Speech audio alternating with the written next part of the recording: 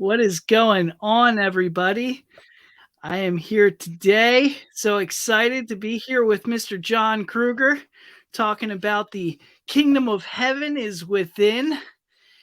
So yeah, John, actually, you and I you were my first guest ever on this show. Hmm. Yeah, so excited to have you back on again. Can't wait to have you on again after this. Right. So Yeah. yeah, so what you got for us today, bro? Okay. Well, uh, Mr. Oh, how I don't know how you say your last name. Um, Osenbach. Osenbach. Yeah. Well, you invited me on here for some reason. I got to climb out of my my hole to to be with the blessed podcasters. You know.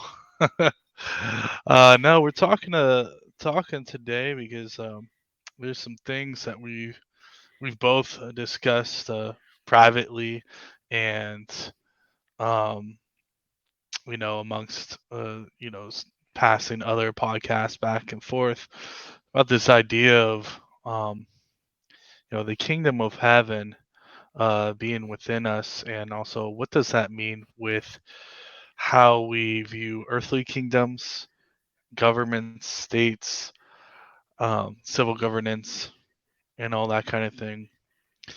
And I think, a good discussion to talk about this because there really is a good Christological lens, blissful, heavenly goodness way to look at this stuff that's in Scripture.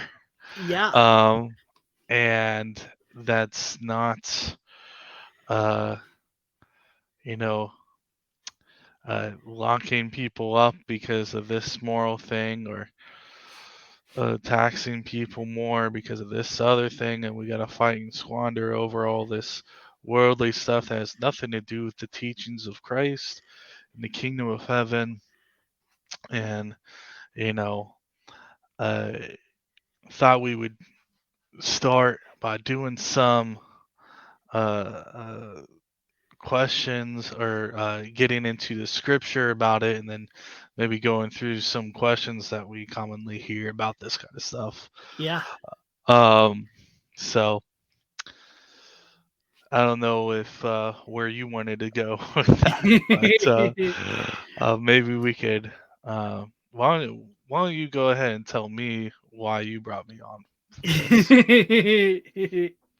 Well, Yeah. we've had this conversation in the past, and I know we've talked about this whole idea of what does, living with government look like, especially in the US, and how does it function with a believer through Christological lenses when we look at government. What's our place in this? Hmm. How do we fit with functioning in government and paying taxes and all this stuff. And I know you had already said that, we shared some podcasts back and forth, and raised a lot of good questions that typically people don't like really think about. I know a lot of Hmm. people in the evangelical world and some of the other, mainstream ideas that our government is founded on God and on Jesus, and you know um, a lot of what I see is not Christ-like. Hmm. A lot of the way that I see the government functioning is not Christ-like. Hmm. We can fight tooth and nail over the way that the government was supposed to be founded on Christ, but I mean, ultimately now, today I can't say that I 100% see Christ in this government.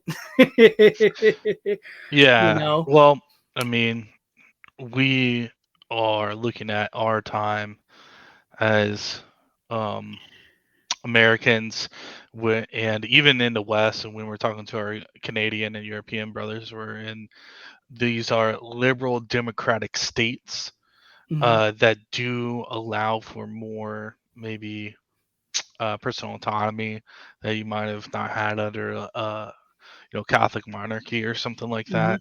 Although that's debatable when you talk to people who actually study history and that kind of stuff. But at least a perception of that's there.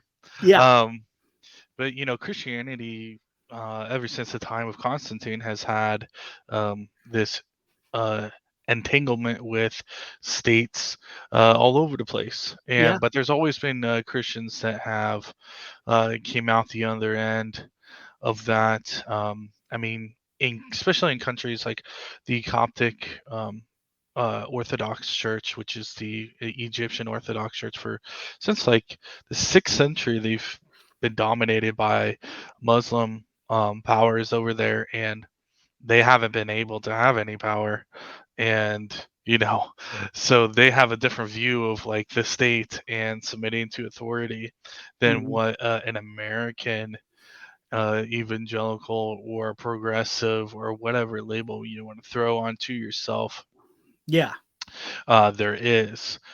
Um, i- there, before we get into all the scriptural stuff, I mean, I just want to talk about some big misconceptions that especially the American or liberal democratic states, um, Canada, Australia, any type, the European country, yeah, Western European countries, the misconceptions that we have when it comes to this, the state is typically, we hear this especially around election time, and we even hear, Grace finished work people talk like this on like social media and stuff. Will be like, oh, hey, we come and we can debate each other and we can talk about this stuff, but we can still like part as friends and shake hands and be cool with each other and love each other and all that kind of stuff. And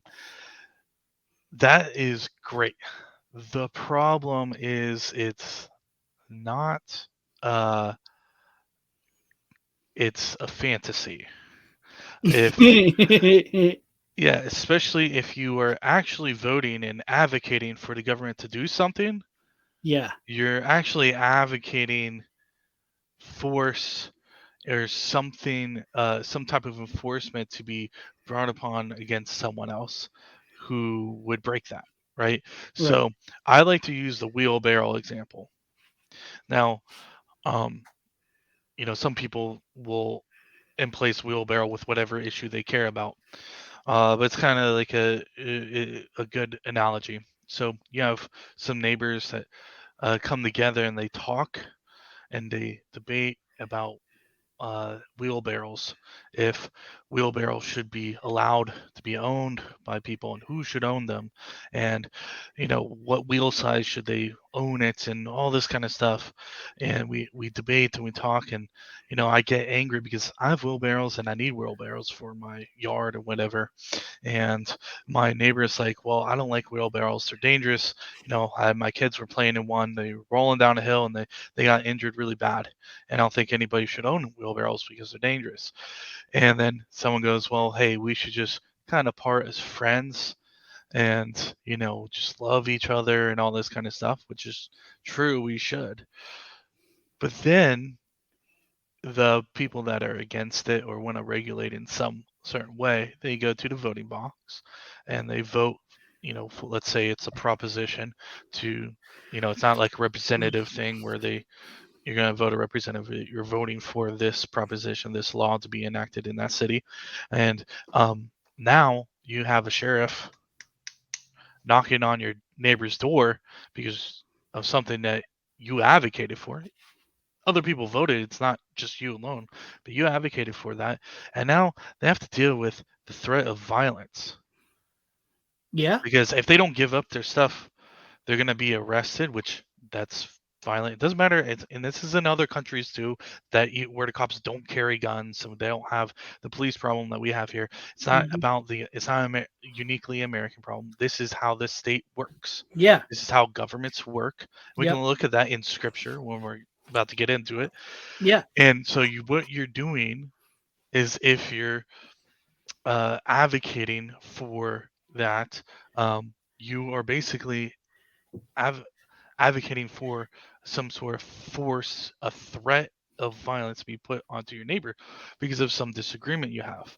Yeah. But it's cushioned between this layers of government, milieu, um, uh, bureaucracy, basically, to so it's obfuscated. You can't really see it. You just you're filling in a circle, checking a box, going in, do whatever.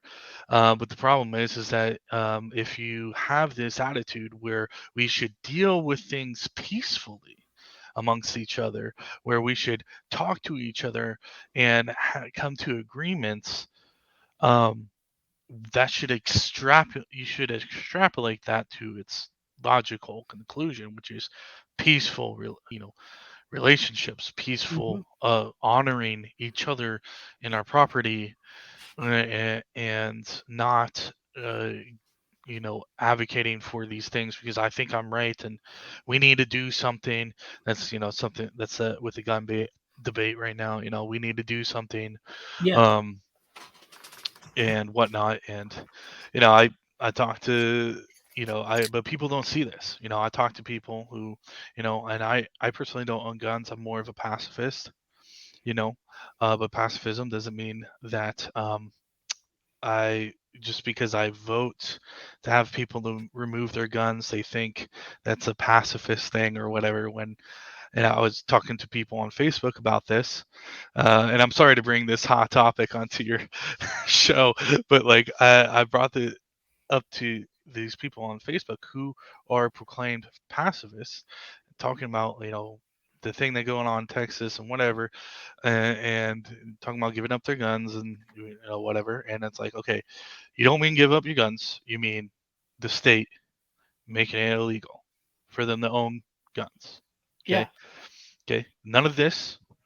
Now, where we're talking about, so we're already in this conversation and the buzz is gone Mhm. because we're talking about worldly things and how to orchestrate. We're not talking kingdom already. We're Yeah. already talking policy. We're already talking systems of the world, Yeah. right? So Yeah. you can already feel the buzz is starting to go. But I just want to wrap up my point is that, like, when I tell them, how do you enforce? I ask them, how do you enforce gun laws? And they say, well, it's that kind of stuff. We just want more background. It's like you enforce it with threat of violence. Yeah. That's what the state does. That's And the they only way go, too. right. Yeah. And people will say, nope, they can give you a fine. I'm like, well, you have to enforce the fine. Nope, you Yeah. don't have to. We don't have to enforce the fine. They just take your assets. Well, first of all, Because that's that's not violence by yeah, itself too. exactly. But you have to have some sort of threat of violence to be able to take the assets. You Right. know, like Yeah. all of it is backed up by this. This is the worldly system, and we see this in Romans 13. And I actually came to this by way of Romans 13, where other people get uh, different reading out of it, if you will. Yeah. But let's go ahead. I'm just gonna first read Romans 13, 1 through 7 without the context, Yeah. you know, and I can understand why people get um, into this, whatever. And I'll tell you why have come to my conclusions on this. But let's get into it. Let's do All it. right. So there's going to be a few different uh, ways that we can interpret this, and I'm just going to stop halfway through and talk a little bit about it. But Romans 13:1 through 7, let every person be subject to the governing authorities. This is our Revised Standard Version. For there is no authority except from God, and those that exist have been instituted by God. So that first verse, people are like, yeah, see, look at American government, our government, blah, blah, blah, blah, blah. It was instituted by God.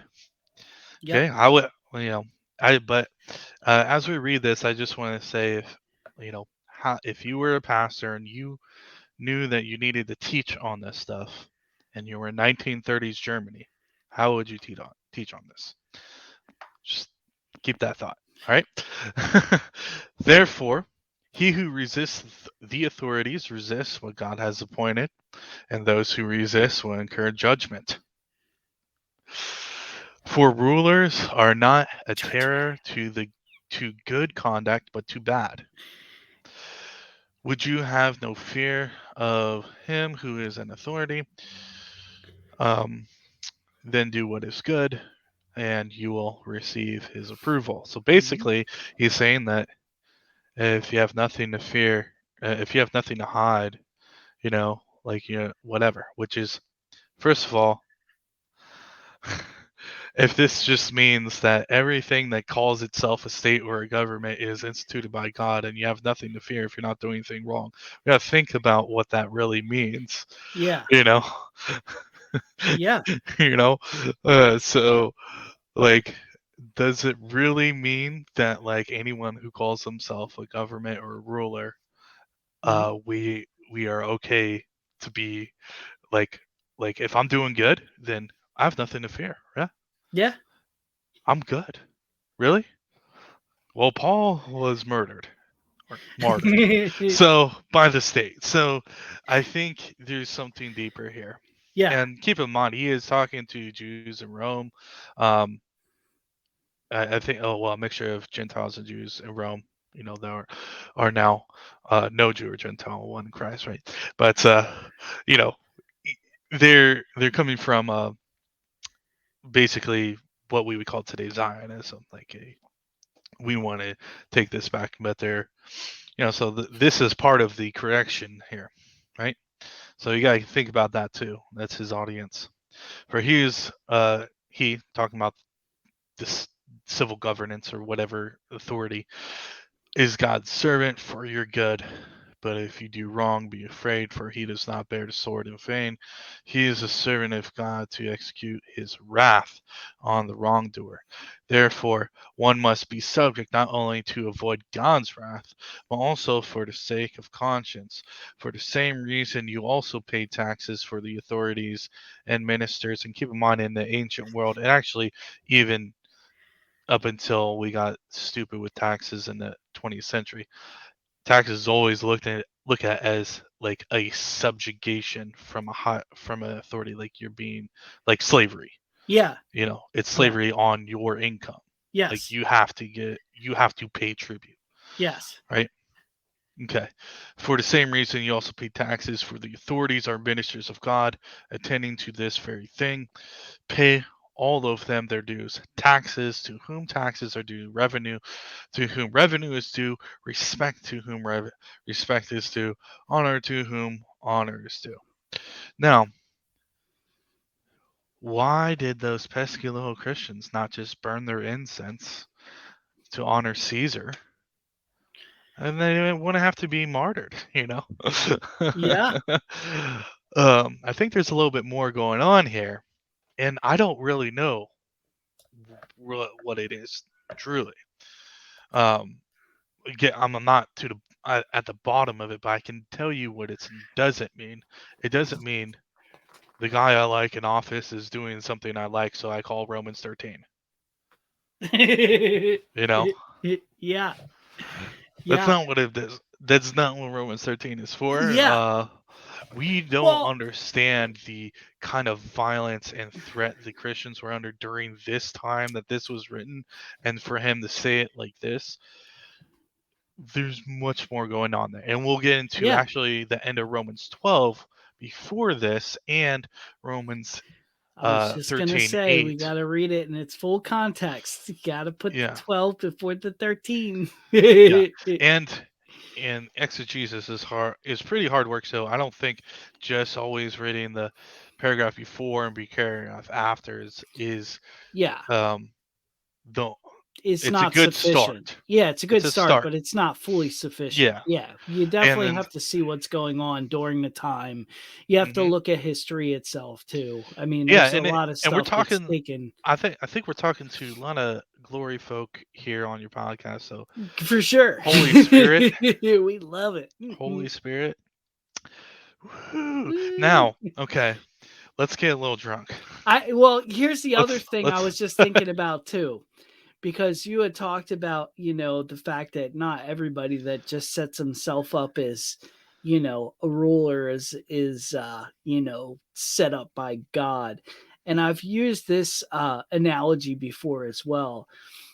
If Mhm, if I moved onto an island and I declared myself king, and I had people move on the island with me, and I decided that I was going to get 2/3 of the food. And I didn't care what anybody else said mhm, because I was here. I was placed here by God. mhm, Am I established by God, or is it just because I self-declared myself as king? mhm. You know? Right. Well, under that thing, you might have there is a homesteading principle, but I don't know if you would be able to take 2/3 of the food. But yeah, No, I'm just there's saying as an example, yeah, like I set myself up and right, say, this is the way it is. If you don't like it, then you can get off my island or I can kill you. right, Like that I can't say that that's established by God. right. You can't say that's established by God. But I'm a Um, government. right.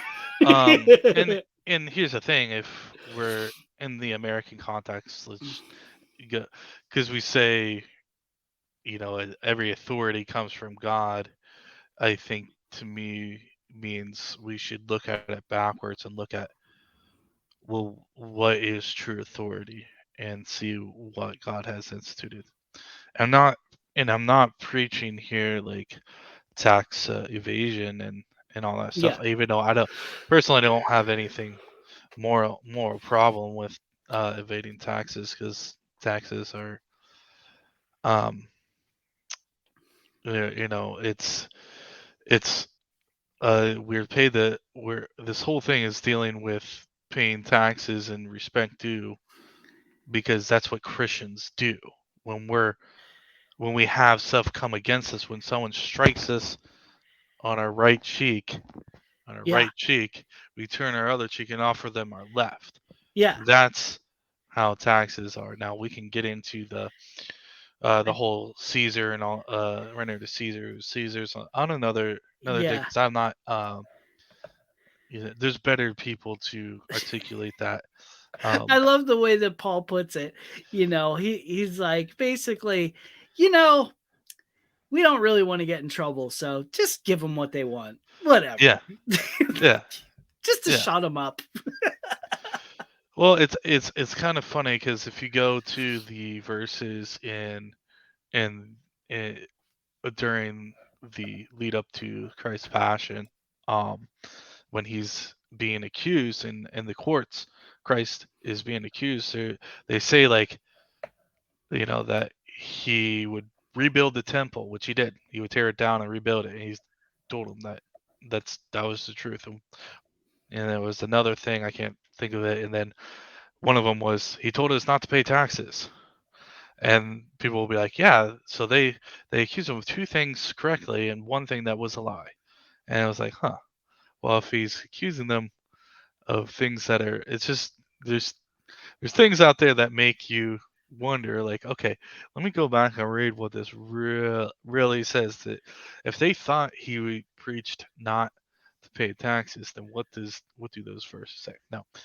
um now I'm not saying to evade taxes. I'm looking at this Romans 13 to me is something that we'll get into it.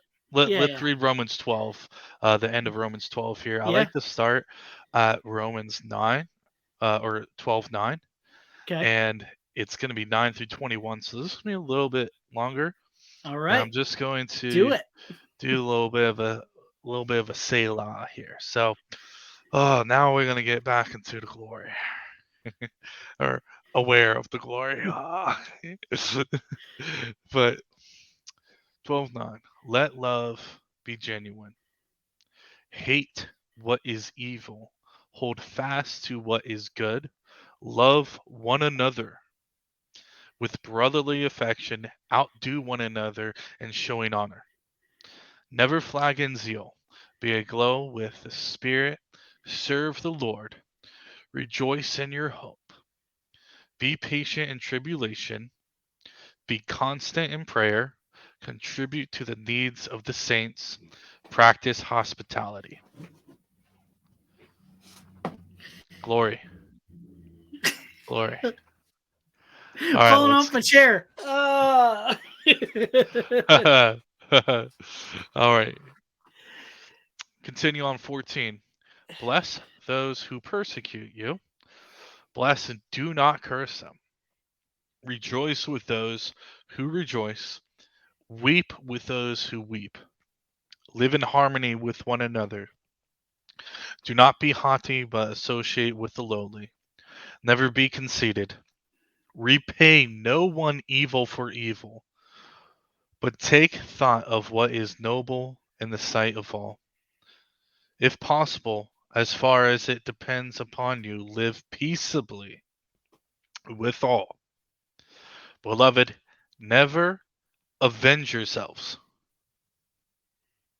but leave it to the wrath of God, for it is written, vengeance is mine, I will repay, says the Lord. No, if your enemy is hungry, feed him. If he is thirsty, give him drink. For by doing so, you will heap burning coals upon his head. Do not be overcome by evil, but overcome evil with good. Now let's stop there. 9 through 21. There's a few things that stick out to me there.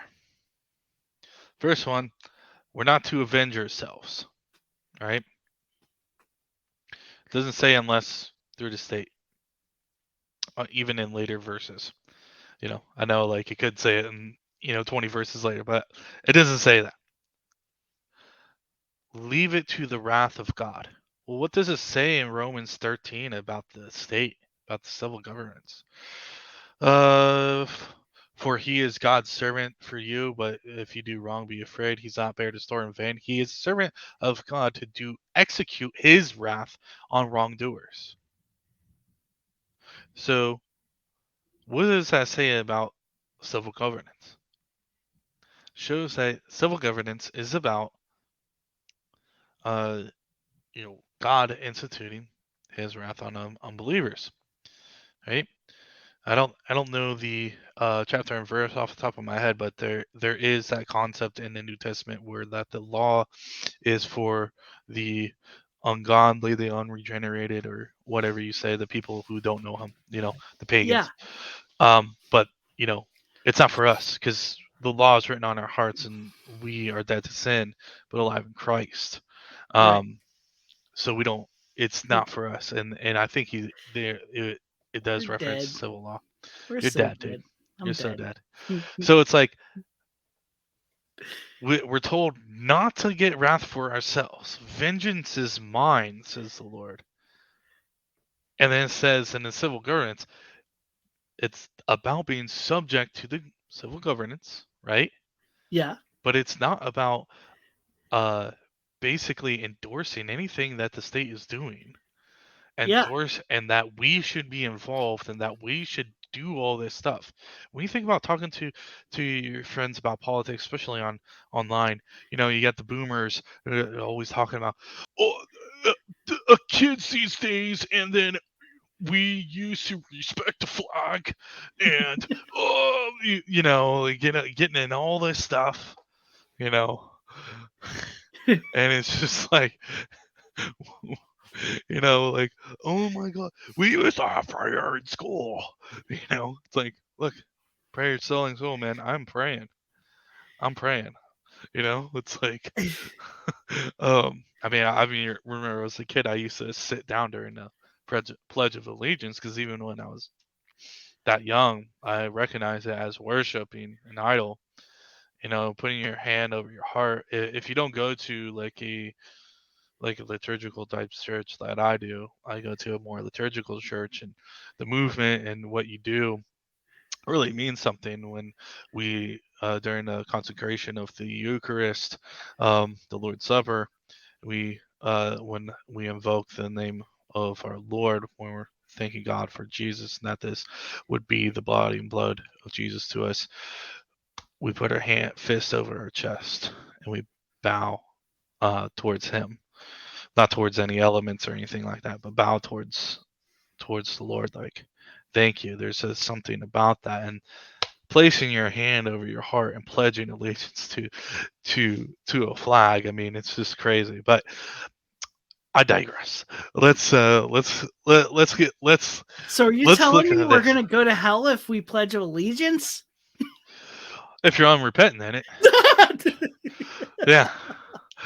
I mean, God is hell. No. Yeah, yeah, I God is love that. hell. God is So hell. Yeah. if you're rejecting love and you want your idol of the state of the red, white, and blue, then yeah, Oh. your hell is that is whatever that is.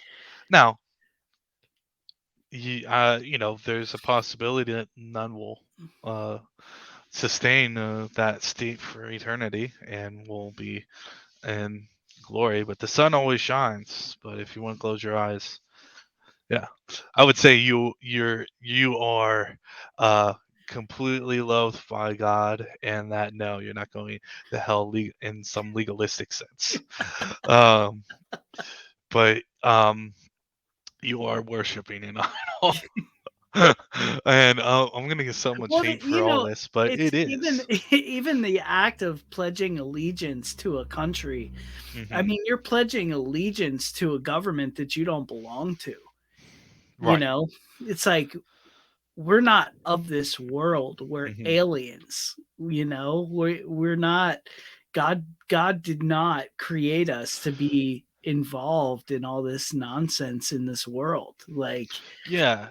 So the system. So when we talk about the kingdom of heaven, go look up the kingdom of heaven in the New Testament and the Gospels and the oh yeah, parables, and it's all see over. what none of that has anything to do with what the state does.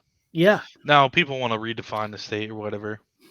Okay, but um, like I said, when it comes down to it, is it something that I'm compelled to by the the perceived legitimate use of violence? Um, that's basically, again, I'm not good with all the quotes. You can look up this quote, but someone's quote this, and I don't see a better definition. But definition of a state is uh, a person or a group of people that have a monopoly of the perceived legitimate use of initiating aggression or violence. Initiating. So it's not self defense or anything like that, but initiating aggression in a geographic location. So, um, I don't want to get too much into the uh, theory of states and anarchism and property and all that kind of stuff. Um, Mhm. I've spent years in that, and I think it's better just to focus on Jesus. But I even in the bliss community, whatever you want to call it, it's like I still see people getting into all this stuff, Yeah, and they start imposing their idol image of Jesus onto politics. yeah, It would be this way. Oh, he would wear this flag. yeah, It could be with the conservative, it's American flag, and yeah, with the you know social justice people that I care about certain issues. It's either Black Lives Matter or they have like the progressive ones might be the trans rights with LGBT flag, and yeah. he would be all about it or whatever.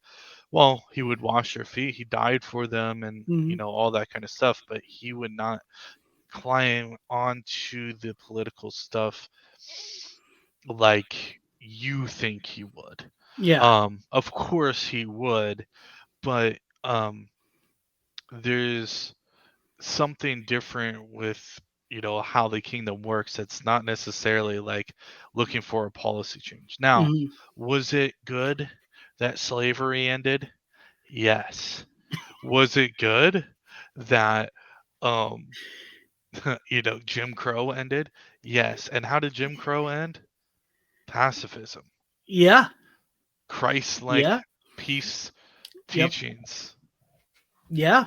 you I know? mean, yeah, I mean, you look at a lot of people, you know, they've actually done a study and they found that pacifism actually does more, brings about more change than violence does, Yeah. and so it's like, you think of, oh God, what's her name? What was the name of the woman who just sat in the back of the bus or in the Rosa front of the bus? Parks? Rosa Parks, you Yeah. know, like you look at her and she, it's like she's an awesome role model in that. Like it was all about, just this is where I'm gonna sit. Like, no, I'm not moving. Like it's not about Yeah. fighting. It's not about, violence, and I'm not in any way, shape, or form, and I don't want people to think this is becoming a political, podcast in any way, shape, or form, because the truth is, like, I don't care if you're far left or you're far right. I'll tell you what, I am far Christ. That is where I'm at. Yeah. I like Yeah. I can agree with some things that, with Republicans. I can agree with some things with, liberals, but at the same time, I look at Christ, and I Right. first and foremost, you have to have on Christological lenses of love, and you look at the way that the right is, they're um demonizing almost people and Mhm. saying that these people are so evil because they're for, all this stuff. But then on the other side, you got the liberals who are like, oh, these people are the worst scum of the world. Mhm. And it's like, dude, how, and they both sides, and I've seen this even in churches where both sides are like, well, we're correct, we're following Jesus, and Right. and they bring Jesus into this earthly argument as if he would even have, like, it wouldn't even, his mind is so far beyond that. Like, you're arguing about such petty things, you know and he's like, no, I just want to know you. I don't care about all this stuff. Like, it's about walking with me daily, Mhm. you know so that's kind of like, Yeah. So you know yeah, you said some things there that were good, but first of all, we have a right versus left paradigm um that's made up, but Oh yeah, it absolutely. is but what I'm saying is that it's a very American way to think in Yep.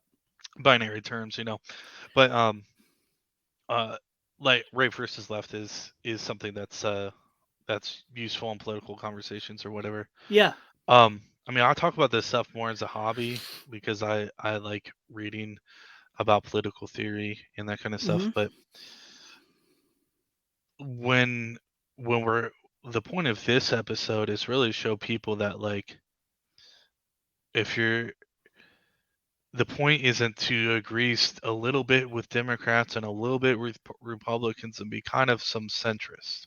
I see a lot of people go that way when they get into Yeah. degrees. It's like, well, I see this and I see this.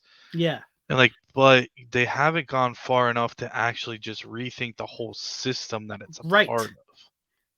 Yeah. And that you don't really have to change that system necessarily. Um, at least from the inside. Now, so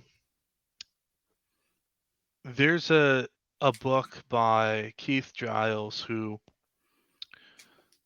I have mixed feelings about, but he has a book called Untangled, where it's about untangling the state from the church and the Hmm. church from the state.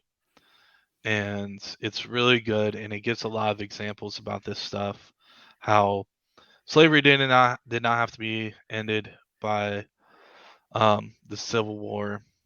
Um, you guys can look up about Abraham Lincoln. He was not really this champion of abolition that people think he was. He did it when it became politically, expedient or good for him. You Yeah, know, there was political will there. Just like Obama, he was anti, homosexual marriage until it got super popular, and then he was like, yeah. And then yeah, Trump came in, and he was the first president that was affirming of homosexual marriage in this country at when he entered in office. yeah, Um, and it's because things, it's the same thing, it's this populism, yeah. that's what the electoral It's a politics. status quo. Yeah. Whatever will get me in. Yeah. So, Yep. and I'm not here to preach a different system, even anarchism, which I prefer. I Yeah, prefer a polycentric system, and we can debate theory and all that kind of stuff. Ugh. I do that for fun sometimes with people, but it's really about, are you looking at Jesus and are you loving your neighbor?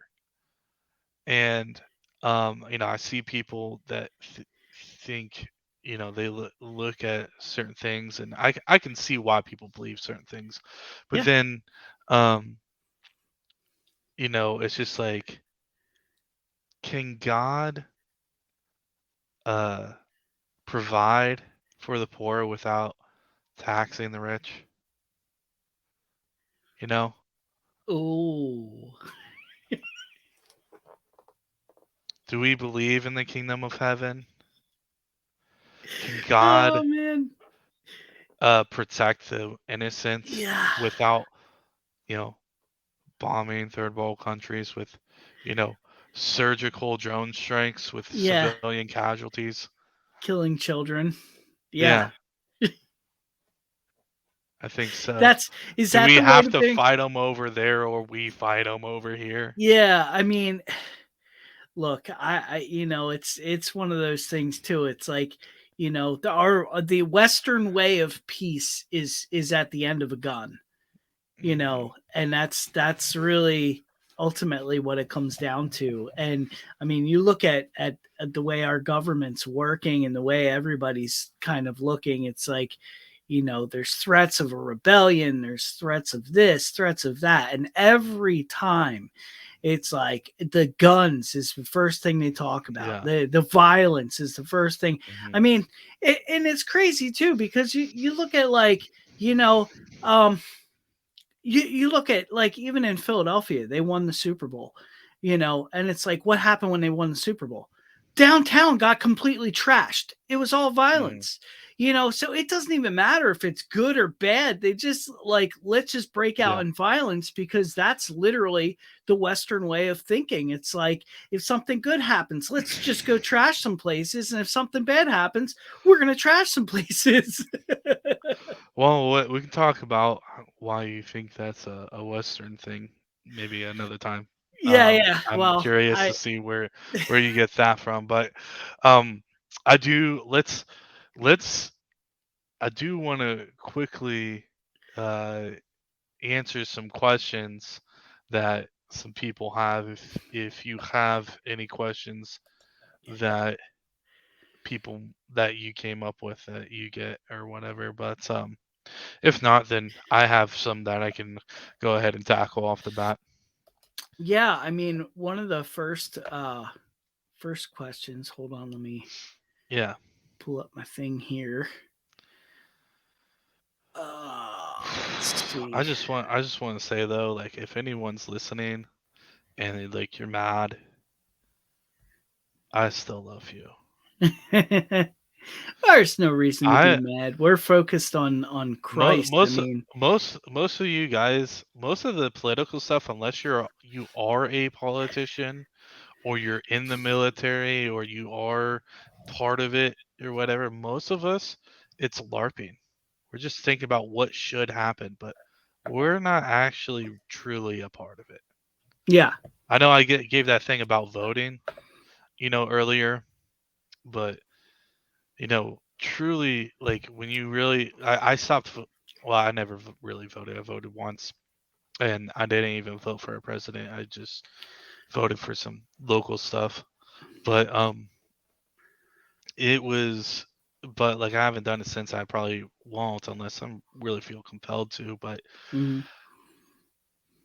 it affects our lives. I mean, if someone's, going to say that we can't work if, we don't do a certain thing that is controversial to say on social media. Um, and I'm not saying that never do any social justice political action. Right. But if you're just looking at policy change and not the changing the hearts of the people and whatnot, then really sit on it in prayer and meditate and really let Christ, the Redeemer,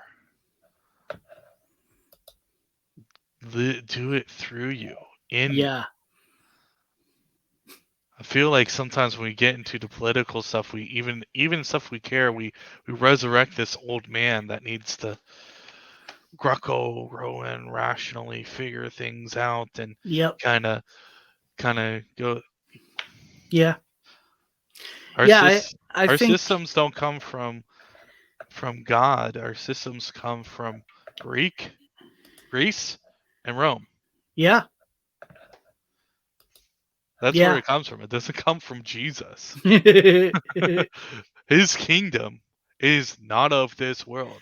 Yeah. In fact, the kingdom of heaven is within you. Yeah. Absolutely.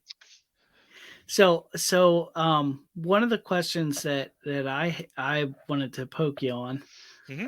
um was one that I know my oldest daughter has asked me. Yeah. How can you expect the world to get better if you don't do anything to influence the government to get better, Hmm.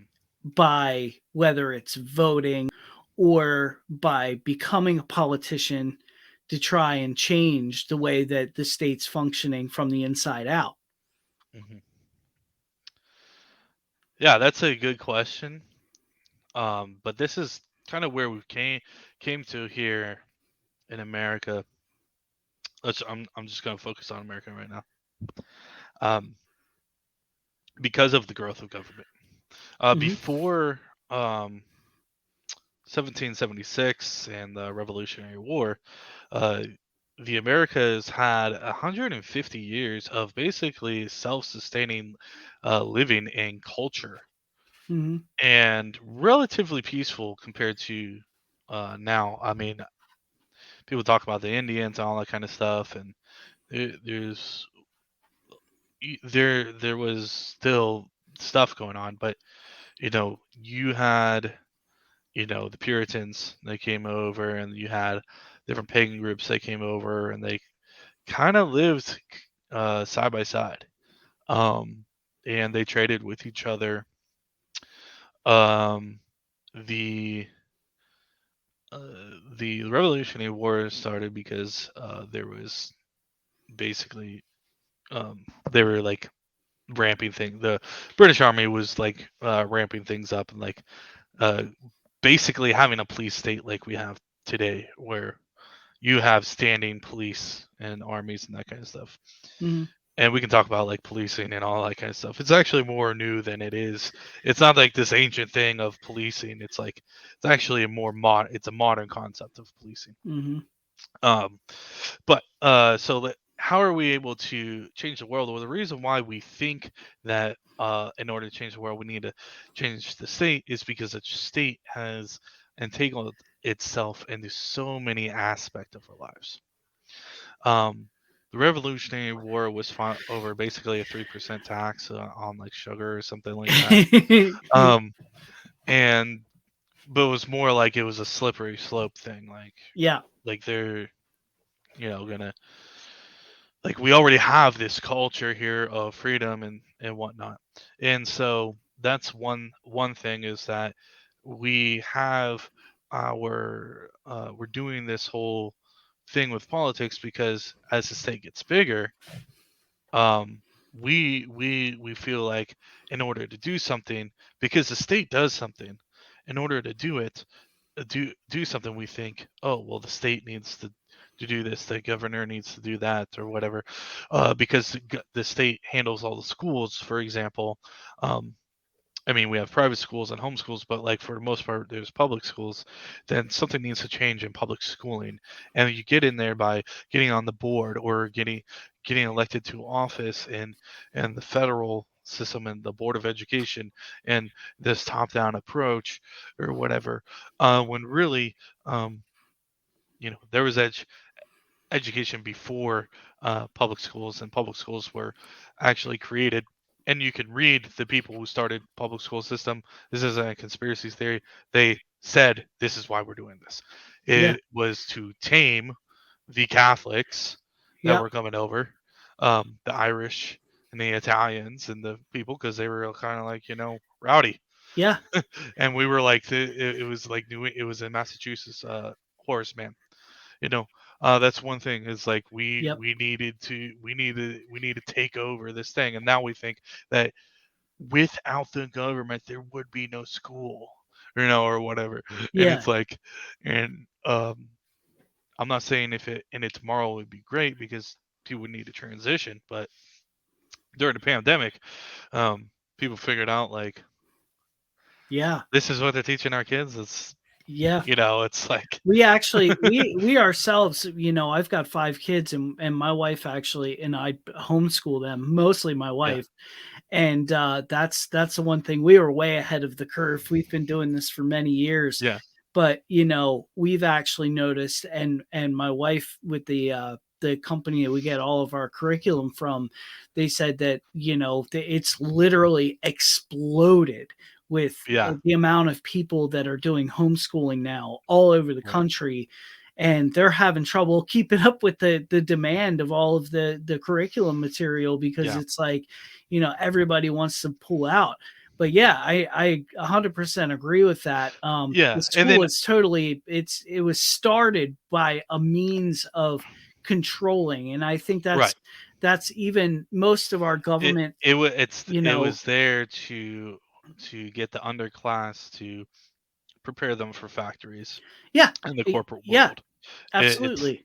so it's like, this is why we have bells, and we get them from grade, and we do this and that. Hmm. Now, yeah, I know people who go through the school system and they do well and whatever. Yeah, It's not.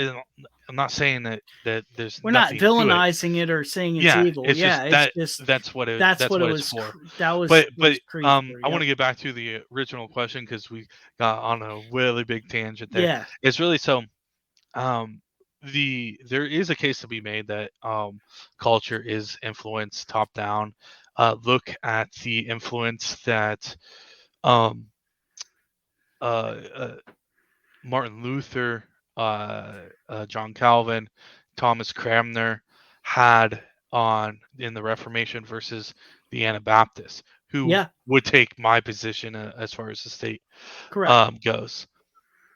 But who really had the influence? Like, are we living in an Anabaptist country? Are people able to talk about the Schleidenheimer confession?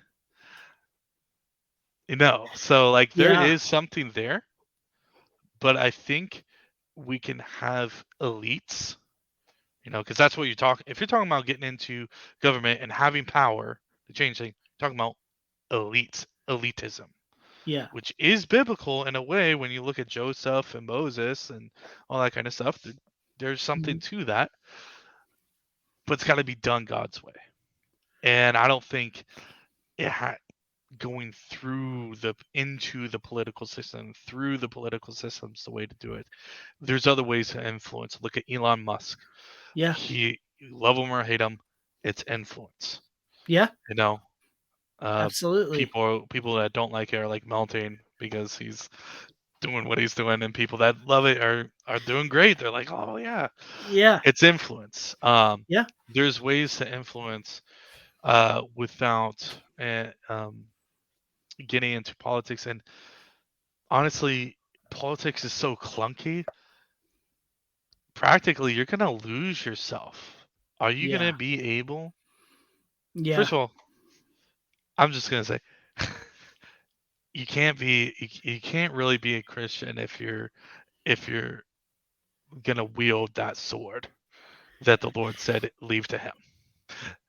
So Yeah, that's really where I would draw the line in that, like what we said earlier, pacifism and loving your neighbor and there's power in that, and that's God's power.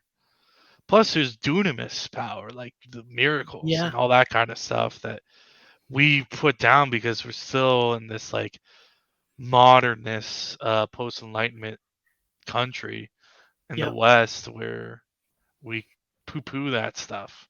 yeah. Um and Well, the and guy it's like yeah, you look at First Peter too. I mean, rid yourself therefore of all malice, deceit, hypocrisy, envy, and slander. I mean, you look at the lifestyle that these people have to yeah, live just to be in politics. I mean, that's pretty much the whole that's their whole lifestyle is they have to slander, they have to be hypocrites.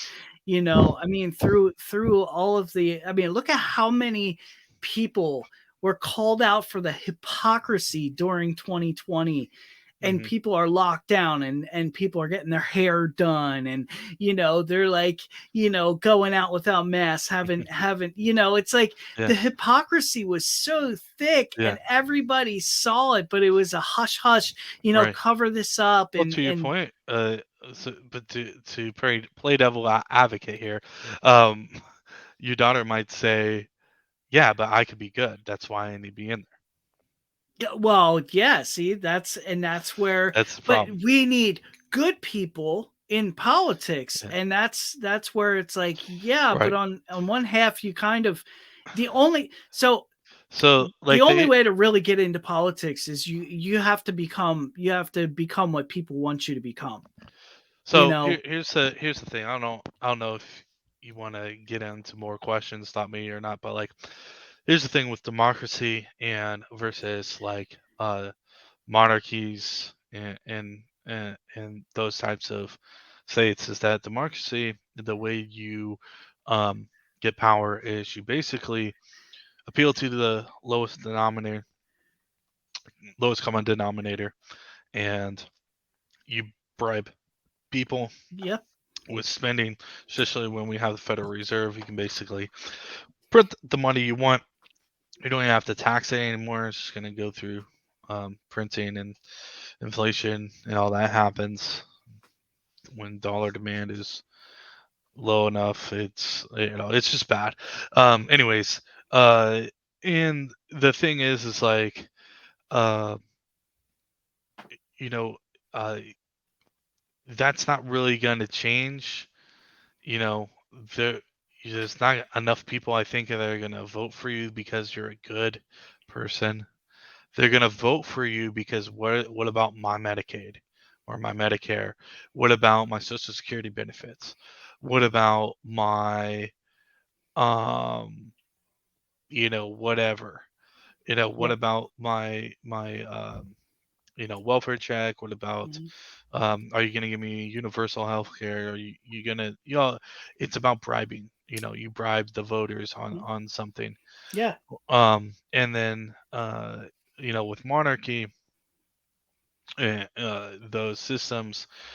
Um, the thing is that and then in democracy, you're out in a few years, however long the terms are, and so Mhm. you don't really have to deal with the consequences. Like we are dealing with consequences because what happened in Bush, uh, year now, Yeah. um, and it's not even just Trump. It's like Bush, Obama, we're dealing with the economic consequences and all that kind of stuff. The stuff is going on. It is You know, accumulative. yeah, it's Yeah. accumulative, and so when you have monarchies, yes, you have bad monarchies, but the incentives are there to prolong it because you have to pass on this monarchy to your son. No one else is Mhm. getting it unless they like overthrow you, but like no one else is Yeah. getting it. Like this is my thing. So there's more of a conservation there. That's why the biggest, baddest people in monarchies were bad because they went against those incentives and they were blinded by the lust, Yeah. right? And I'm not an advocate for. monarchy either. Again, guys, I'm just saying like this is the problem here. But when we look at the kingdom of God and the influence that we have, we don't need to go through the state in order to make things better. Hmm. It's probably better that we don't. Uh, Martin Luther King Jr. You know, I don't. I will say this is controversial. I still don't agree necessarily with them like writing policy to enact all this stuff to force people to hire certain races and all that kind of stuff because that's against the principles that like I said right now that to it's against the peace principles to hire these many people of color and women or whatever. Um, if you're a big business. Yeah. Again, I'm not fighting against that stuff right now. Like I'm not like really that's not slavery. And to the level of slavery or whatever. But so he did do some stuff that enacted policies, but the main thing that he did is that he showed people racist that the African American is a person Yeah. and that they're here to be treated with dignity and Hmm. respect just like anyone else, and that's really what happened. um Look,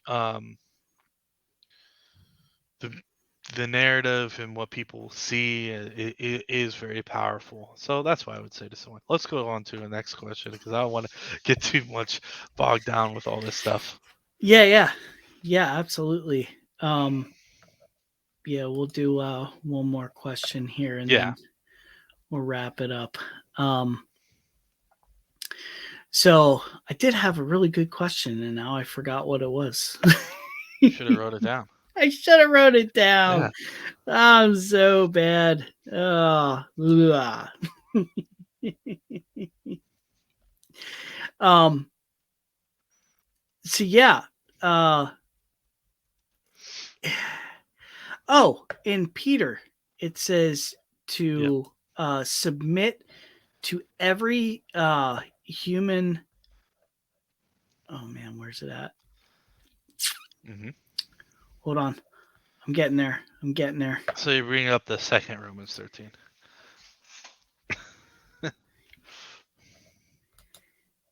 Yeah, it's uh First Peter Verse 32. 2, Yeah. and it says, "Submit yourself for the Lord's sake to every human institution." Now that's one translation. Hmm. Um, Personally, I feel like that's terribly translated, because uh, the actual like terminology used there is every human institution orchestrated by God.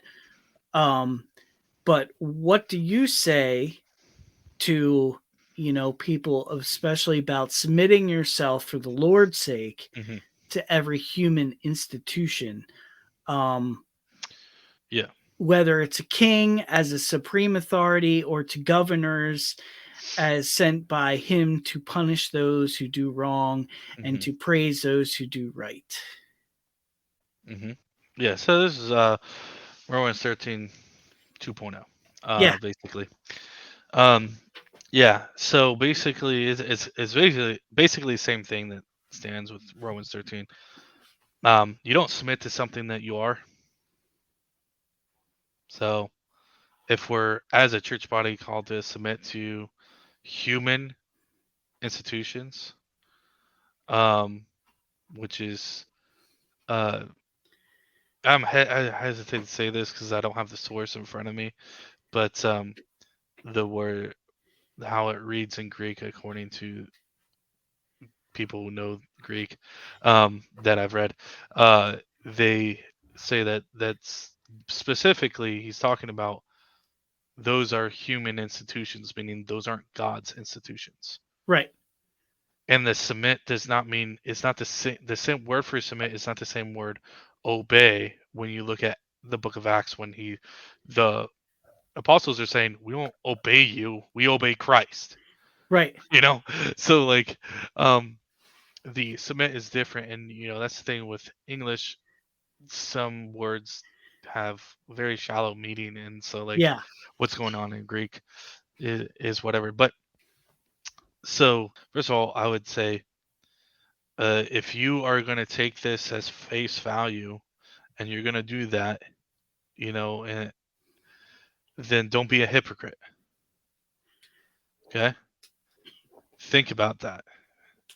Okay, next time there's a genocidal maniac like Hitler around, you take those Jews and you march them right up into, you put them on the boxcar. Yeah. Yeah. Yeah, and I mean, that's Or you can start the gas chambers. Why don't you just sign up to work for the SS? that's a little extreme there, buddy. Well, But I mean, I mean, submit to it the is the truth. institutions. Yeah, Uh, and it that's depends how where people are using that. So yeah, if you're asking me in good faith, what does that mean? That means show people honor and respect and pray about stuff. yeah, There were some mandates going on in the last couple of years that me and my wife prayed about, and God said to don't do it and resist. And guess what happened? We got good jobs. We still have good jobs, and certain exemptions were granted by these institutions. yeah, Um, and you know, whatever. That's all I'll say about that. yeah, yeah, Um, yeah. Well, and I think it does really bring up a good point as to what submission really looks like. yeah. I come from an Anabaptist Mhm, history myself. I mean, that really got my roots in the Anabaptist, and you look at, I mean, they have it's called the Book of Martyrs, and mhm, it's like that thick. I mean, it's huge on all the people that lived submitting, you know, mhm. but they never shut their mouth about the gospel. They never Right, stopped preaching the gospel, that they submitted to the government. That, like, they did whatever the government told them to do, but they did not shut their mouth right. when And it that, came that to the that's the thing, gospel. right? And that's the thing here is that I think because the church right now is in kind of a lull because even the grace people, right? Think about Crowder and Matt Spinks and the circles that you run in, and that I kind of run into. We're still scratching the surface of what this gospel actually is, and so even to the degree of what Paul and the apostles were preaching and like we're willing to die for. I'm not saying none of us aren't willing to die. I'm just saying like we still haven't gotten there yet. We're unlearning Aristotelian logic, Platonic filled blech, Yeah, Western Christianity yeah, that, you know, when we really, really get it and it starts to set ablaze the West, hmm I don't think this stuff, we're going to be so in it, that we're not even going to look, God is in charge, yeah. is the point. At the end of the day, God is that's in what it charge. comes down to. Yeah, it comes down God to is what it. letting God is letting these people Yeah, in the eschatological reserve as we are allowed to wallow in our uh, delusion of separation, of independence. Some people rule over other people, yeah, and we are to submit as in love, meaning we don't draw our swords unless it's to fulfill a prophecy like it is in Luke. Um, uh, we are we are here, um, we are here living as a royal priesthood, but it's with a king that just let us kill him, and yeah, then like his whole thing is like, I'm gonna let you kill me, you yeah. know? And look at and how rose he's again. sub yeah, and I mean, look at how he's submitted to the government. Yeah, I mean, and look, and I want to say too, like the criticism that we get when we talk about this stuff is that people like, what about A, B, and C? What do you do then? What if someone murders someone? yeah, I know. What's it? Well, when we're reading Romans 13 and First Peter 2, he's saying like the God's using these systems just like so he might use like a prostitute like in the Old Testament to tell people spies are coming, Yeah, the spies are, that whole you know what story I'm referencing. I'm a yeah, little drunk now. Rahab. Ah, yeah, and stuff. He's using them Yeah, for instruments for to tools of wrath uh, against evildoers, or whatever, right? Um, and that's what Paul's saying there. We're not. I can if you want to look something up, look up Bob Murphy, chaos theory. He's an economist. He's also an anarchist, right wing anarchist. So he's not like a socialist or anything. He talks about how law would work in a private society with no state. There'll still be law.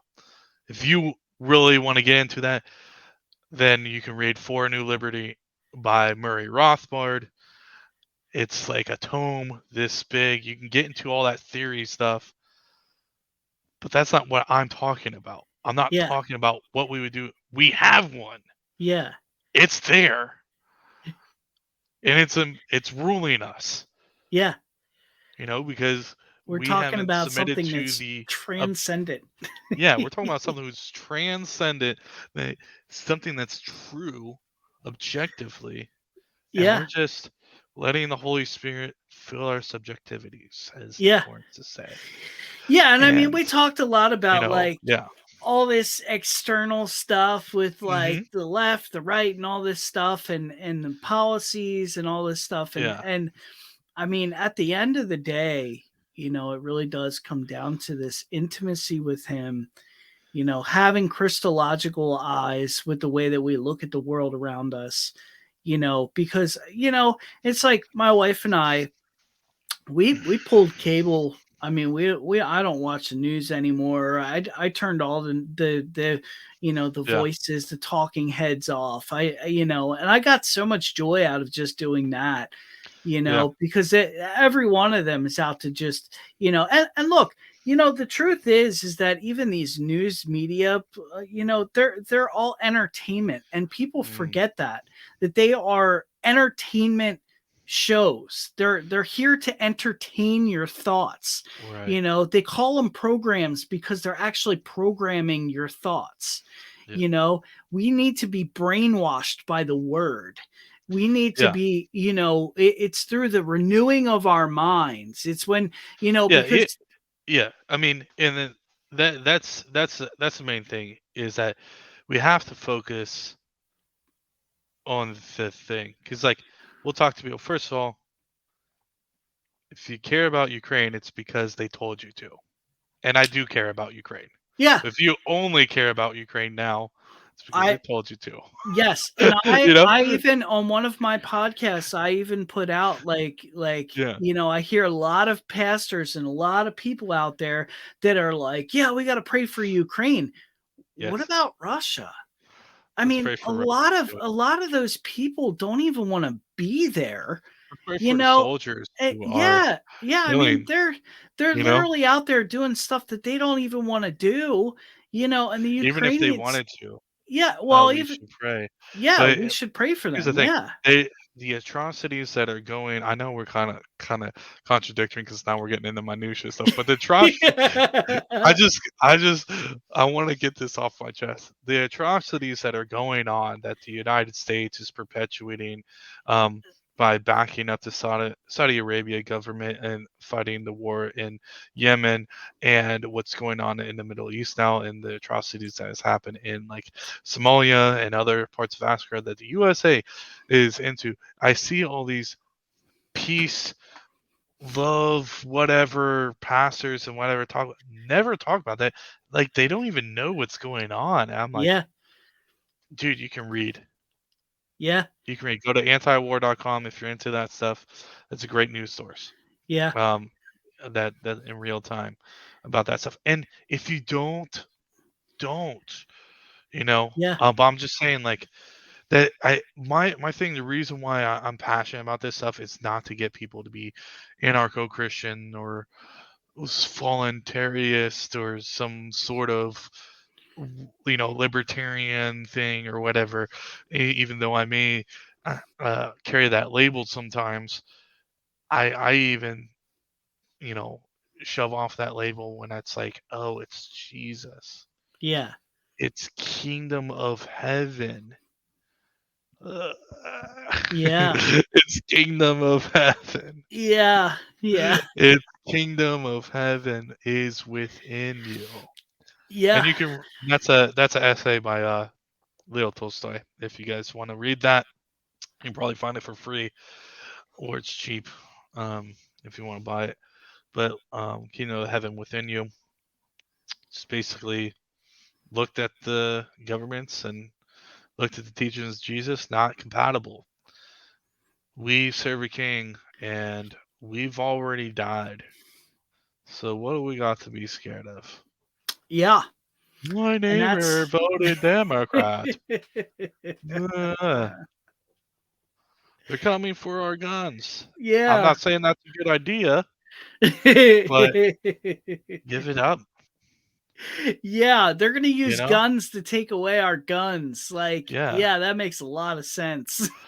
Yeah. Well, Just to they're turn gonna give them. around, They because are gonna the give them up crazy thing because too is like they'll turn yeah. around and they'll vilify everybody by being like, well, we got into a shootout because they wouldn't give us our guns. It's Yeah. like, so we attacked them with our guns because they Yeah. wouldn't give us their guns. Like Yeah, and that's a yeah.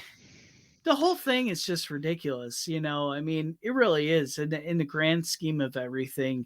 It's Yeah, really comes down to control. It comes down to how much control we're yeah. we're willing to allow people to give over our lives. And the truth is that this It's world for us. has no Right. control over us. Yeah. It's only in our minds that we allow It's people to have control. Like, yeah. but the It's all truth is coercive is power. that It's we are not even controlled, constrained, and compelled by love itself. Love is a person and he lives inside of us. So all this stuff at the end of the day, it's all meaningless. It's all vanity of vanities. It means absolutely nothing. It's just something to talk about. But like, the truth is it comes down to the kingdom of heaven. What does it look like for us to live it out right now in the here and now? And what points of view do we have because of that? You know, how are we looking at the people around us? Are we loving our yeah. neighbor? Are we loving, our enemies as ourself?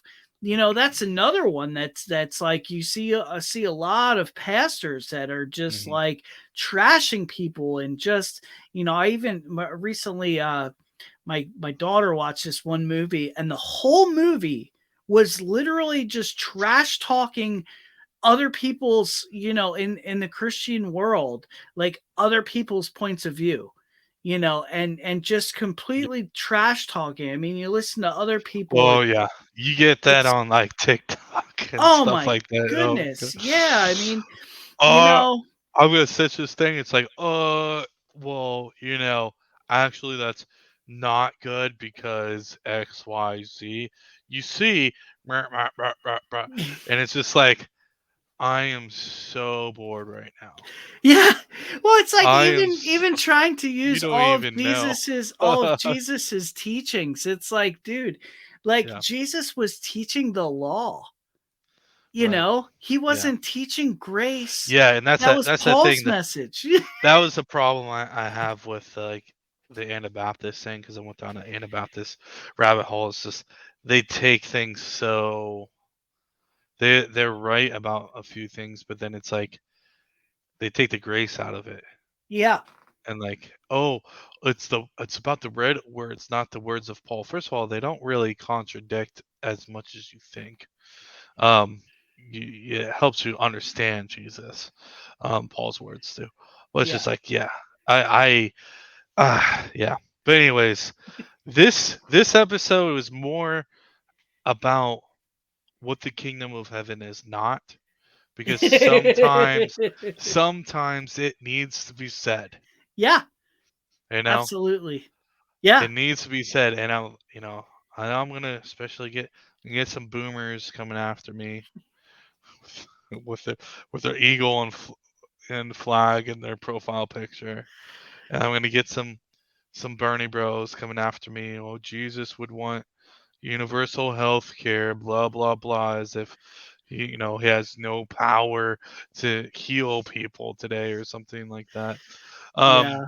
and that, like, as if it's your money that you're giving if you're, having the Yeah. government's not envy or anything like that. But but guys, it's not. There is not a solution there. Yeah, we should. There's stuff going on that we should want to see lessen. If slavery was around today, we would want slavery to end. You know, Yeah. but the abolitionists that actually did the work to get the culture to the point to where they wanted to end slavery, most of them were like pacifist anarchists. You know, Yeah. um, what's his face? Lysander Spooner. If you he wrote a book, Constitution of No Authority.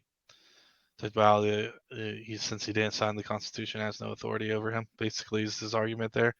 Um, he was a Christian, and who wouldn't call himself an anarchist, but he basically was. And he extreme abolitionist. And that was like his main thing, was like, because the Constitution allowed for slavery. He was like, I didn't sign it. They didn't either. So there's no contract. But that's just his argument. Again, um, if you want to get into some of that stuff, I do have my podcast, Life, Liberty, and Liturgy. It is not up yet, um, so be on the lookout for that. I do have TikTok where I do videos and explain stuff like that, just because it's easy for me to during my day to just kind of pop in and do a couple-minute video here and there. That is at the power in peace. So peace as in peace, dog. Yo, you know. um, Well, and this. then you can look me up on Facebook or whatever. But that's that if you want to find more stuff like this. But next time we talk, we're going to talk about what the kingdom of heaven is and bask in the glory. And we can Woo. rest. We have a king. We have a king. I don't have to be it. I don't have to figure out all the political problems. I'll let the world do that. I don't have to evade taxes. I can just let them take it. God will provide. Woo! Yeah. I don't have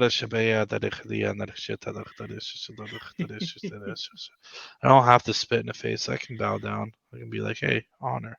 Yeah. Sure, fine. You asked me to stop preaching the gospel? No, but thank you, Mr. President. Ah, yeah, kingdom of heaven is within you. Yeah. Stop looking outside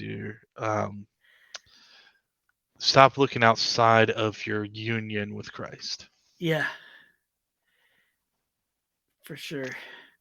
Well, thank you, bro. This has been a fun hour and Yeah. 24-minute podcast of just all sorts of. We were all over the place down many Yes. bunny trails and Very, very unorganized. yeah, very very unorganized. Yeah. So, and some of our rantings, but yeah, it was fun. Thank you, and yeah, join us the next time. Yeah, on practical Christology. I had to Yeah. think where I was there for a second. Woo! All right, All right. bless you guys. Love you Bless you. all.